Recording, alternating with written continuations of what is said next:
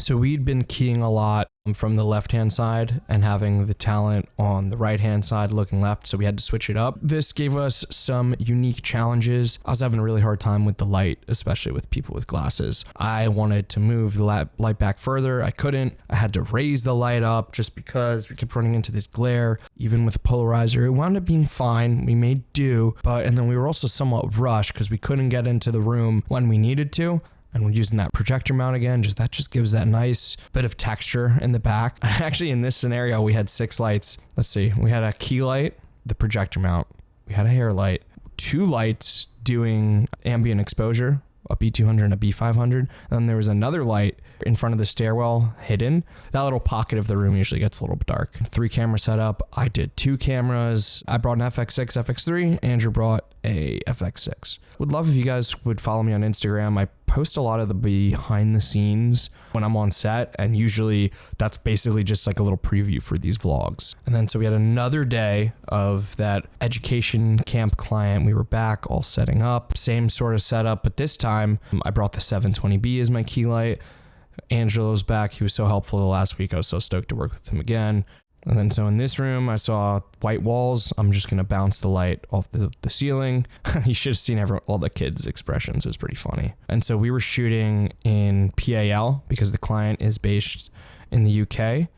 So I was doing 25p for normal speed and 50p for slow-mo. First, change your frame rate to 25 frames a second. You'll see the kind of screen goes black for a second. Then go into your flicker reduce settings, which is under, you go to full menu, shooting, flicker reduce, frequency, PAL, choose 50 hertz, and for NTSC, choose 60 hertz. That roller stand just getting all the love. Aperture Lightroom 3. I was talking crap about it at first, but then I realized I wasn't doing it correctly, but then I learned how to use it. Yeah, it's dope. I like it better than the version 2. Unlocked. Ready? Boom. Slide, slide. Bam, bam. Ready to go. Opened so fast. No light. Key light. Hair light. Ambient fill. Yeah, lighting is good.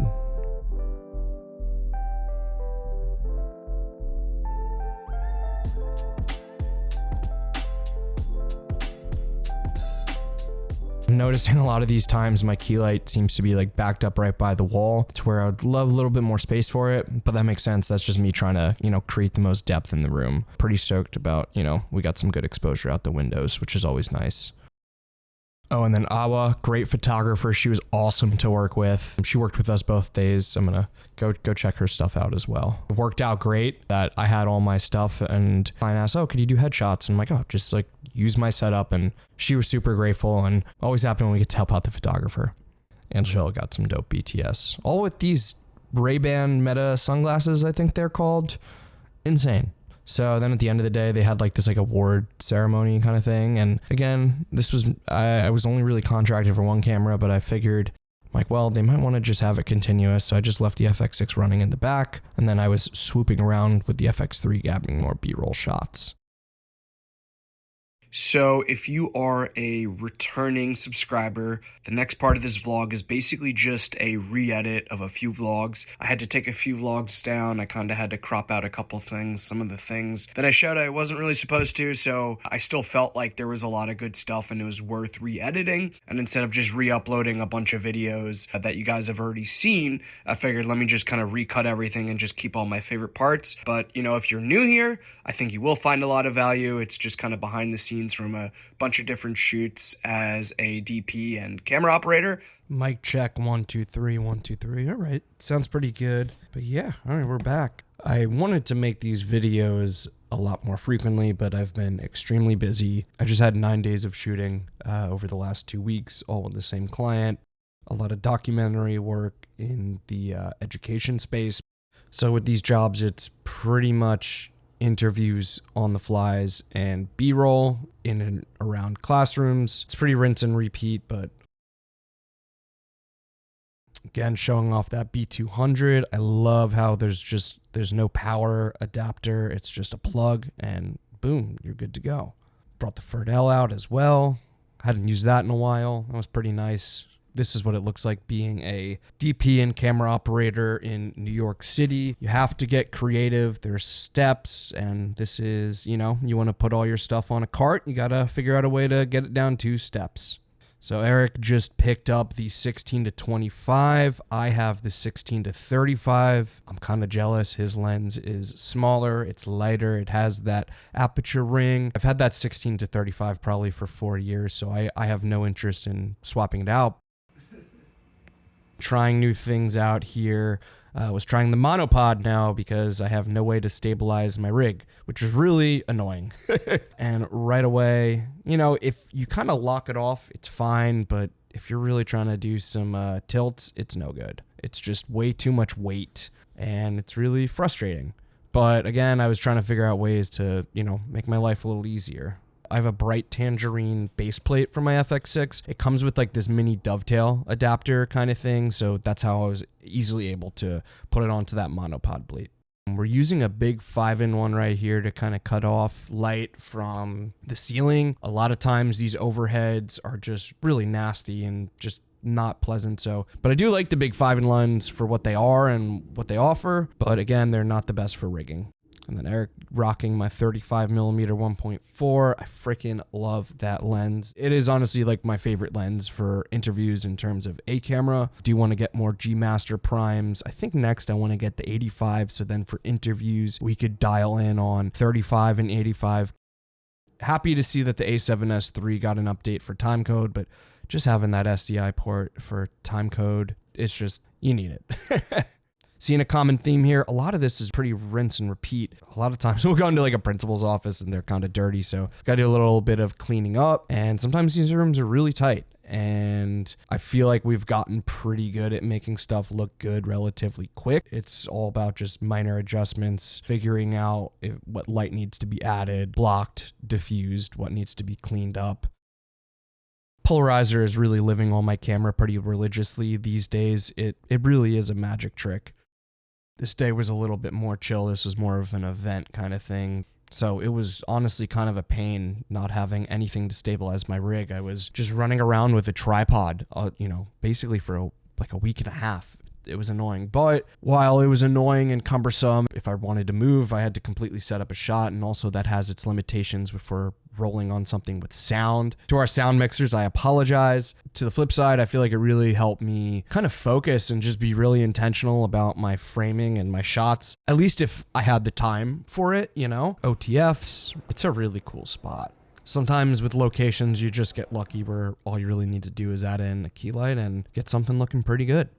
This was funny. Well, not funny. The school said that they were having issues, that this elevator got stuck the other day, and we had a little bit of a scare. I didn't even realize that I was filming. It was kind of funny, and you could see everyone's face. I was not happy. And now whenever a school says that their elevator is kind of sketch, I'm taking the stairs. There we go. Oh my God. That's like my least. little click. That wouldn't have been chill. Such a grind For this, we were getting ready for a kind of roundtable discussion with a bunch of different principals, and I was just kind of scouting some things out, getting some, actually right here you could see me getting some plates or some B-roll for the editor to use, some in focus, some out of focus. This is just good for transition and title stuff. More OTFs. Sometimes we don't have any outlets in the hallway, so my best advice is just use a window as your key light.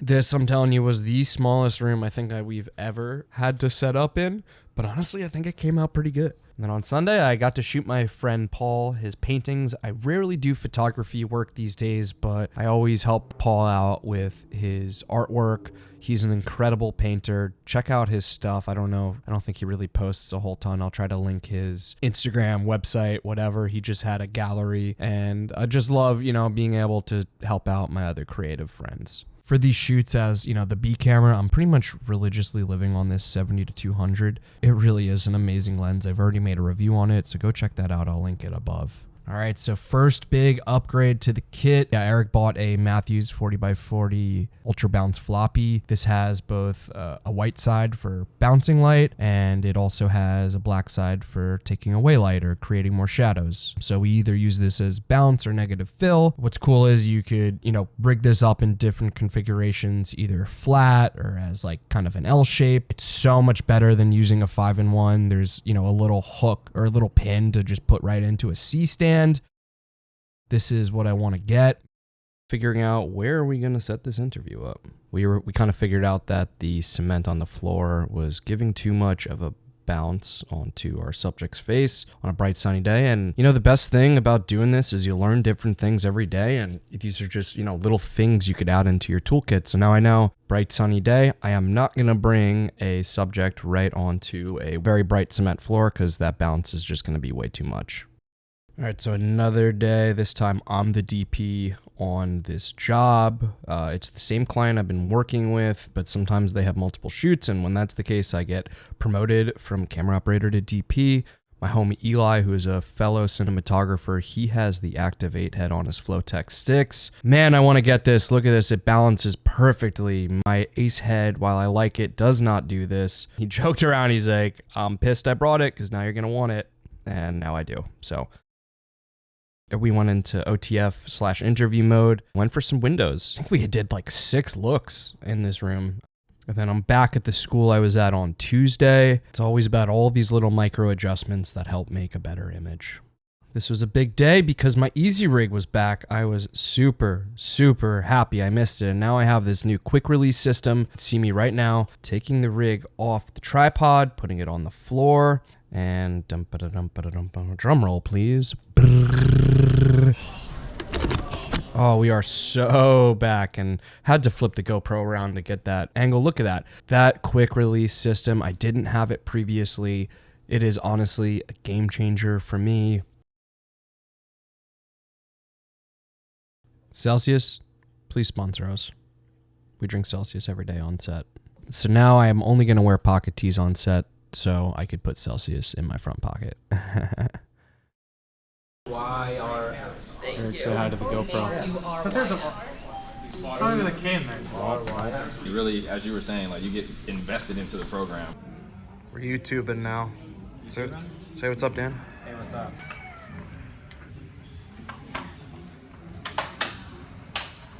Trying out the David Moorfield rig. He's the first person I watched that, started making these phone styled vlogs. I really love his content. I'm sure you know who he is if you're following me, so if not, go check him out. But he's come up with this solution. We can move the monitor in any which way, pull it out like that, close it back up, easy to move around. So far, I'm really enjoying it on my sticks. I am trying to figure out, though, if the monitor feels a little bit too far to the left. As I continue to build my shoulder rig, I am going to let you know if I do feel that way. I kind of wonder if I could have this connected to my top handle, but I do like the placement and the easy use. It also looks really clean. If you're a skateboarder, grew up skateboarding, watch skate videos, only you will understand this. We got that footy. Stacking clips. Without footy, it's fiction. Skate 2. No, that was Skate 1, I think. Man, they should come out with Skate 4. I brought my junior boom arm out and a pumpkin weight. I think this is a safer method for rigging up our hair light, which is that Amaran tube light. Just feels a little bit more sturdy. We could rig it out further. Or as I was admiring Eagle Eye's Activate head, here's my Ace head, and you could kind of see that the balance just isn't perfect. In fact, it's not balanced, which is a problem. So Activate head, I'm gonna look into this. Just got to start collecting some more checks. So this is one of those scenarios where we had to split crew for a second. Also, little pro tip, if you do have to move around during an interview, which you shouldn't, take your shoes off. Your sound mixer will thank you later. I quickly ran over to go check and see if it's all good. Another one of these roundtable discussions. For this, we just bounced life off the ceiling. And there's me. I wish I had a freaking Apple box. It was such a tight little space, and I find myself always moving around. So I'm like, I need to sit down. After a while, I was squatting on my feet. I'm like, my feet are about to fall asleep. And again, with Celsius, I know you're watching this. Send your boys a case. I will shout you guys out every single vlog. It's nice as we were near the beach, so got to do a little bit of beach B-roll. We were inside of the school all day. It was honestly a pretty hectic, crazy day, but getting out to the beach was kind of a nice, peaceful moment and a time to just reflect like, oh, you know what? Life ain't too bad. It's just so capturing some establishing shots, some B-roll. It was beautiful. I wish I was at the beach that day, chilling and not working, but it's all good. And getting some final shots. Rock, rock, rock away, beach. And that's it, guys. Wrap.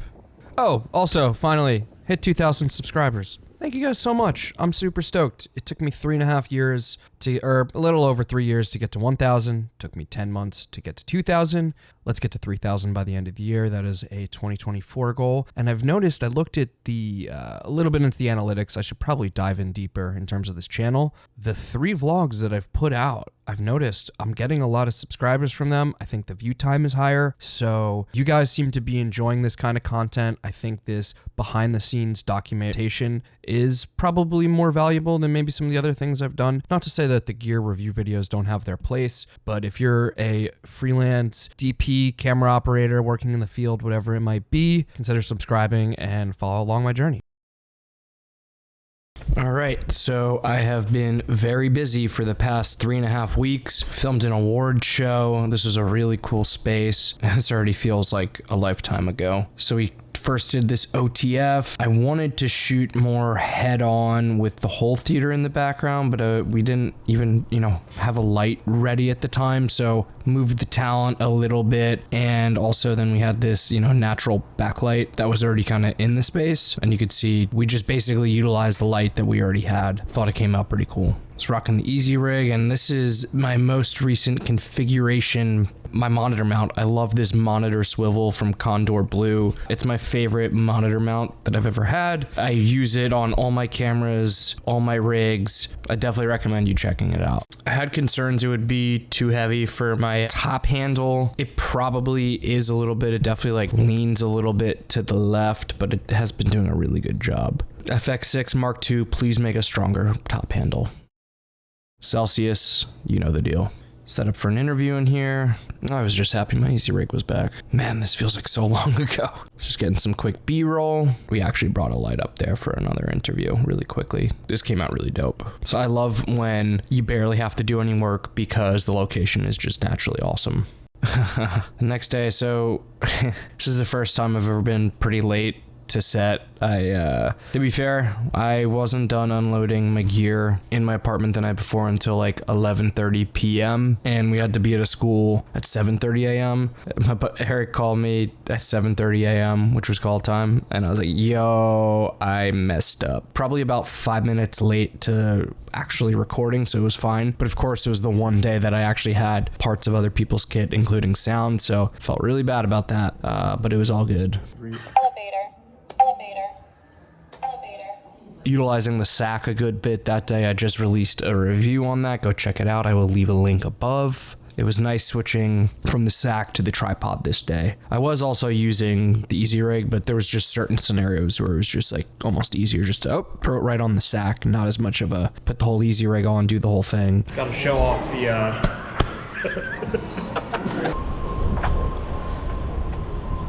We gotta start doing more 60, or at least I do, on B-roll.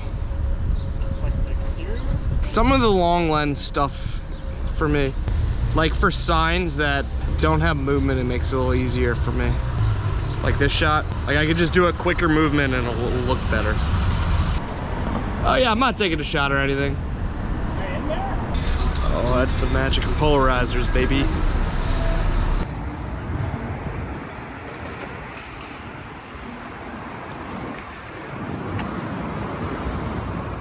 B&H, this is my favorite part. Well, shouldn't say favorite, but as a filmmaker, one of my favorite parts of being in this business is having B&H in my city. I'm a 30-minute subway ride to B&H, or depends on traffic, call it a 45-minute drive. I also found out, so there's a parking lot right across the street. I believe it's free if you spend $200, which is that's still insane, but usually every time I walk out of there, it's hundreds, if not more. So yeah, I bought a bunch of new stuff. I believe I'm talking about it here, so. This is what a day off looks like, a good old trip to B&H. Let's unbox some stuff.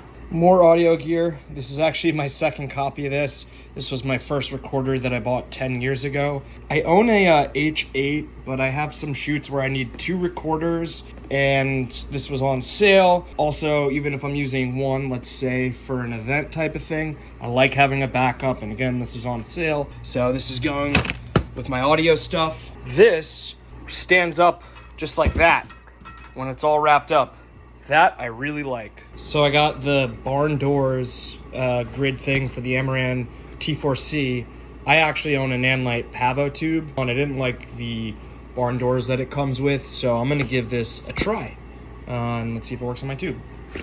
I still like to keep my boxes, even if I say I like something, I still want to get it out into the field at least once. So gonna make a little pile of boxes for things that I like, and then decide, well, Friday is the day that recycling gets done, so I'll hold this on at least for a week. Winner, chicken dinner. This works great. Oh, there's me. iPhone vlogs, baby. Woohoo! Welcome addition to the kit. The power is over there, but if I flipped it around, I could easily access the power up here. This is now going to be my barn door for my Nanlite Pavo tubes, and that was one thing I really wanted. The BOA bag is going to be used as a counterweight for when I use that boom arm to overhead rig. 10 pounds. That thing was $50 friggin'. I hate how film stuff, some of the silliest little things could be so expensive. Oh, and there's Sam's handball. It's happening. I'm going to try to put this all together. Going to wait a little bit. We'll do this in a little bit, but you guys could already see. Let's see if we can make some magic here. Excited to put this together. And this is the biggie. I've been meaning to find new ways to stash all my gear. I just love hard cases. I had a Sackler Doctor bag, but honestly, because I bought it on sale, but I got like the Doctor Bag 5. It's too big for my FX6. And we've been going in and out of cars a lot, so having the stackable stuff is nice, the hard cases. So I'm going to see if I could get my camera kit down to this, the 16-15 and a 15-35 camera, lenses, ideally my FX6, my FX3. Maybe I could also get my shoulder rig in there, who knows? This I'm excited about. And holy crap, this is so messy. I apologize, you guys. Not much room in my New York City apartment. Oh, look at that. We got the Trek pack. This is nice. I love Trek pack. It does make me nervous because I have to cut it properly. This is exciting, you guys, or at least to me. Because right now, I'll show you. I've been doing this and putting the FX6 here, top handle going here. Well, it doesn't fit right now because the top handle's on, but this goes like right there. Top handle goes there. I kind of don't like rigging and unrigging my camera every day. I do like being able to pack my camera up in a Pelican though. That's why I bought the bigger Pelican and kind of why I missed the Doctor bag, but again, that Doctor bag I bought is too big. This could really just become the FX6 kit, and then the other one could be FX3 and others. I got ideas brewing, we'll see. Oh boy, big day ahead.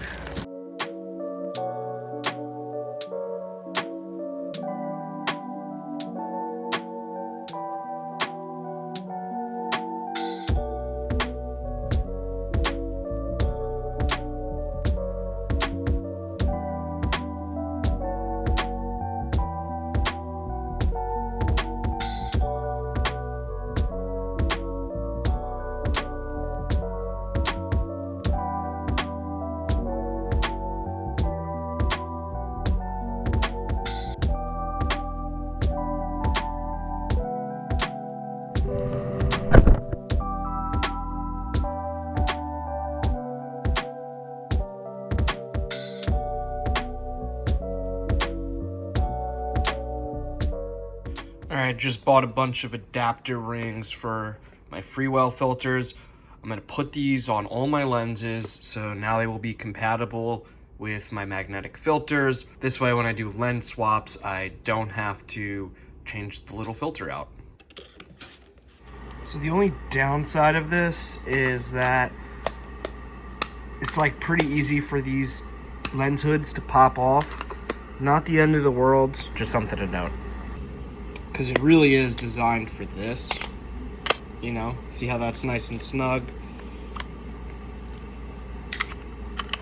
Back for another week. Starting off with a nice sit down.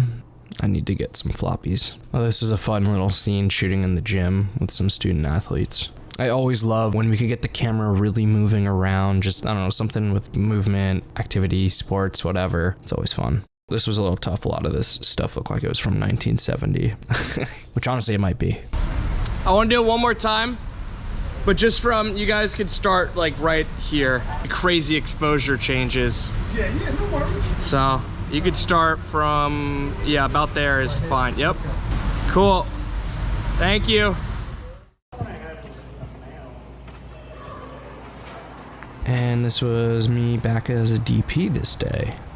So first we started off grabbing B-roll of the street, kids arriving to school, just general signage and school shots, having fun in the jungle. I think my easy rig got stuck in it. Man, I gotta say, there's some like cool classes that kids get to take these days. Oh, it was super hot out and super bright, but we got some cool shots.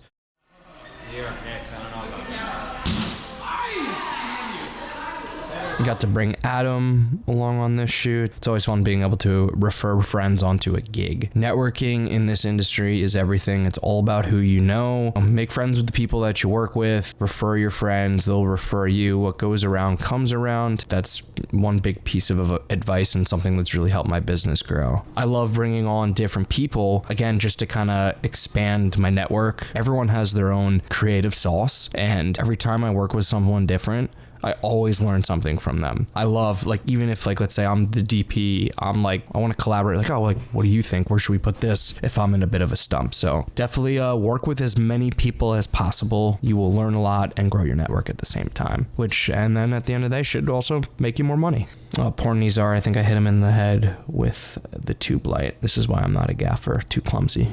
I've been getting better. I shouldn't be so mean to myself. So I didn't even know that these existed, but my homie Ben commented, because I was complaining about filters, the filter rings getting stuck. How many of you have had a filter get stuck to a lens, to a step-up ring? He's like, oh, you should check out filter wrenches. So I went on B&H, found these filter wrenches. It takes a little while. I had a little bit of trial and error. I've saved 2 filters in the past probably like 2 weeks, so. Boom, let's go. Shout out to Ben, and he's got an awesome channel if you're into photography, Fuji cameras, video. He's also a New York guy, so definitely check out his stuff. A lot of easy rig stuff today. It was like another event kind of thing.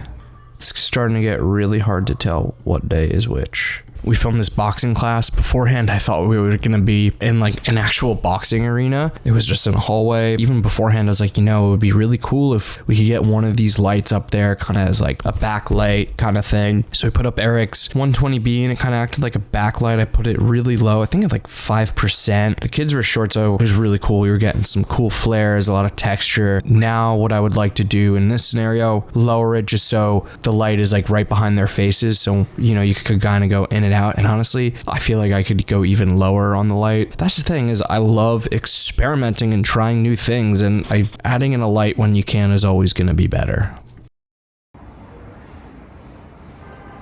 Filming in a room with mirrors can be tricky, but as I think Eric pointed out, you get that double depth. So if you could use it to your advantage, it is a good play. See how we were able to get a few looks in this room. Filmed in the gym. This guy was like 6'5". I found some I don't know what those boards are called. They're like stacking blocks that, leg exercises. I had to stand on one. This was a fun scene. We got to do a walk and talk around the neighborhood, got driven around. I was using the sack in the back seat. Got some cool stuff that day. I really liked this scene. It was a little different than from what we've normally done. All right, now this day I was the DP and brought my homie Nick on. We used to do a lot of corporate stuff and brand videos. It's been a few years and we'd been talking about working on something again, so I was stoked to finally connect with him again. And so with this client, they like doing one camera on the gimbal, one camera long lens, easy rig, shoulder, handheld. So as the DP and knowing that Nick has an FX6, I said, all right, I will do FX3 in the gimbal. So I got this gimbal vest. It's pretty dope. dope. It has like a little place that you could rest your gimbal. I really like it. I got the idea from Eric. He's had one now for a few years. You'll notice when I'm on FX3 or DP date, especially the FX3, I don't have a place really to mount my GoPro, so a lot less BTS footage. So just a few photos. I was excited though. I'd been talking about it when I reviewed the Zhiyun Molis B200. I finally put it up on a boom arm. We had a bunch of people that we had to light up, so I was like, you know what, let's finally try this. The setup wasn't too bad or wasn't too hard, and I'm pretty stoked with how it all came out. Another interview, had to use this space a lot. Again, a lot of this pretty similar stuff. See, we set up some negative fill, packing up again. This was a crazy day, and this day was crazy because I had 2 shoots. It worked out. So in the evening I had an event shoot, and then this one came in, and I told them, yeah, I could do this interview, but I need to be out by 2:00, and they were fine with that. So we just had to film a 3-person fireside chat kind of thing in this small hotel room. Again, the next day we did this overhead lantern thing. We did a key light from the left. There's my boy Andrew. Again, another friend that we were friends for a few years, occasionally meet up for drinks, coffee. We'd always be in touch about working on something. And actually he brought me on as a gaffer or a grip a couple of weeks ago, or maybe 2 months ago. And then I was like, oh, this would be perfect. This is a super quick gig. I was like, you could use my stuff as a cam op, and I'm so happy it worked out. He's an extremely talented cinematographer. Definitely check his stuff out. The thing with this shoot, the client previously did this on a Zoom call, and he's like, I just want it better. And I could tell when we were setting up, he was like, what is all this stuff? And like after a while I showed him the frame. He's like, it's perfect. They just wanted to get it done. They weren't going to sit here and wait. And if it was up to me, we would have had 2 hours of prep instead of 1. And I would have brought my 720B. I didn't know, but we had these nice big windows. I just didn't have the output or the time to get exposure out the background, but it's all good. The client was happy and they paid right on the spot. So we liked that. And then on to my next shoot. But first I had some really good lunch. See, I've worked with this client before. This was a referral from Eric. Again, like I told you guys, your network is everything. Eric was booked and he gave me the referral. An event thing. Basically, we're filming in the one room a Q&A, like in a post-award show kind of thing. So it's like a step and repeat. There's a host and we bring 3 stick mics, 1 for the host and then 1 or 2 for talent. Dan Harris was there, an author, pretty cool. I'm pretty sure I've read one of his books before. I don't read a lot. And then this was the event camera. Due to budget, we just had to leave the camera and forget it. I was really trying to get someone just to, look at the zoom on the audio board and monitor the camera, but the client said no budget. I could set it and forget it. Something happens, I told you so. But it was fine, and that's a wrap.